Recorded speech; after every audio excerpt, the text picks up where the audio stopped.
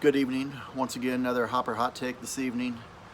Um, I spent some time this evening talking with two athletic trainers from Tampa, from Hillsborough County. And, if you've seen my previous videos, I've talked about Hillsborough County schools and the athletic training situation there, and Hezekiah Walters, who died June 11th, 2019 at Milton High School in Tampa. But I spent some time with them this evening, and I've had conversations with athletic trainers across the country, because this isn't just a Hillsborough County situation, unfortunately, but other places where athletic trainers have been laid off by hospitals. I've heard of California, Missouri, Indiana, North Carolina, Florida. I don't know if there's been more areas than that or not, but those are the ones that I have heard about where athletic trainers have been laid off. Athletic trainers have been furloughed or remain furloughed all over the country in response to COVID-19 and the lack of athletics going on at the high school levels. And the question is now, will these athletic trainers be brought back for the start of high school athletics as we begin workouts across the country? And in certain places, that answer is no. But I want people to know that the athletic trainers don't give up, and they're going to fight. And not only are they going to fight for their positions and their livelihood, but they're fighting for your kids. They're fighting for the athletes, for the coaches, and for the schools in so many different ways. And the conversation we had tonight centered around how they could potentially make proposals to their schools and to the school board on how to create full-time athletic training positions in the schools themselves. I think it's wonderful. I really do think that's the best route.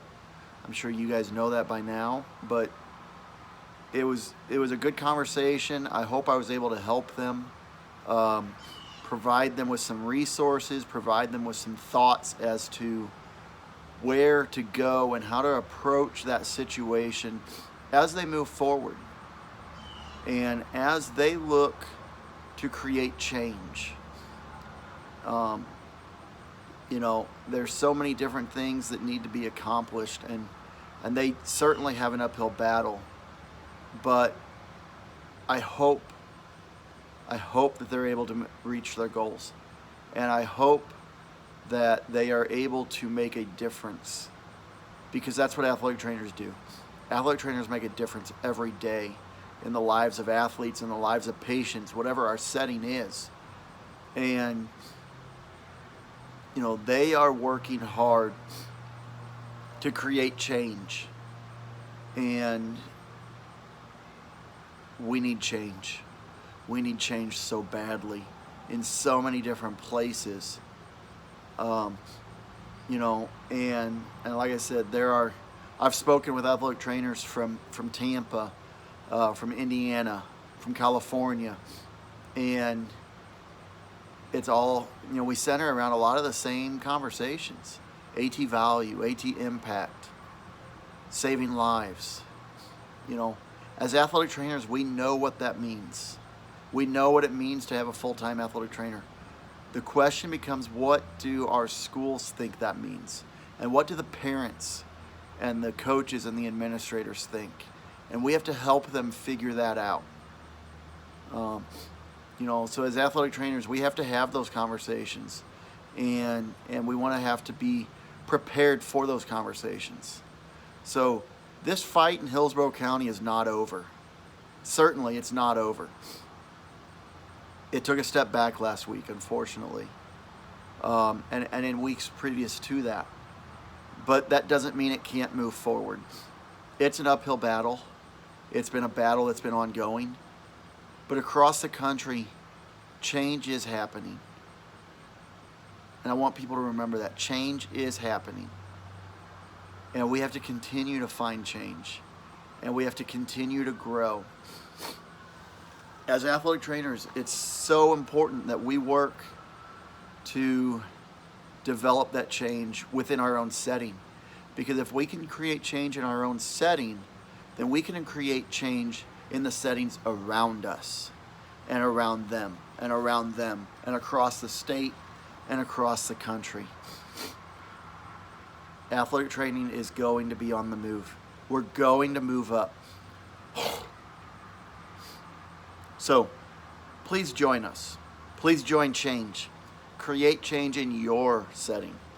And if you're a parent watching this video, thank you. But I really encourage you to speak up. Find out who is providing health care for your student athlete in your schools, in your select sports, your club leagues, your AAU basketball, whatever it is. Find out who is providing that health care and who has your child's best interest when that child is participating in athletics. The certified athletic trainer wants to be there for you, wants to be there for your child. We want to be there in your child's darkest moment, but we also want to be there in their brightest light when they make that comeback. And athletic trainers are one healthcare provider who get to see that on both spectrums. And we want to be there every step of the way. So again, I ask you to sign the petition on change.org. And I will link to it once again in the description of this video and on Facebook and Twitter. I'll provide that link once again. Last I saw, we were over 1,000 signatures on this petition, and the goal was bumped to 1,500. But we want to keep going further than that. It starts in Hillsborough County, but that fight is going to go further and further and further across the country. 35% is not acceptable. We've got to work better than that. We've got to do better than that. And now is the time to create that change. So once again, I ask that you please join us. Join athletic trainers in the fight. Athlete safety is so important, and it must be a priority. We can't just keep saying it. We must act. Today is the time to act.